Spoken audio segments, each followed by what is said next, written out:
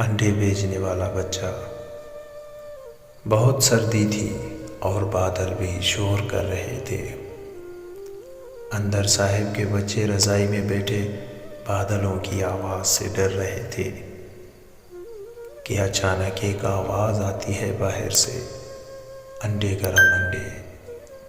صاحب بہت حیران ہوتا ہے کہ اس وقت یہ کون بھیج رہا ہے۔ خیر صاحب باہر جا کر دیکھتا ہے تو ایک معصوم بچہ وہ انڈے بھیج رہا ہوتا ہے۔ بچے سنو، تم اتنی رات کو وہ بھی ایسے موسم میں انڈے بھیج رہے ہو؟ کیا تمہیں ڈر نہیں لگتا؟ میرے بچے تو اندر بیٹھے ڈر رہے ہیں۔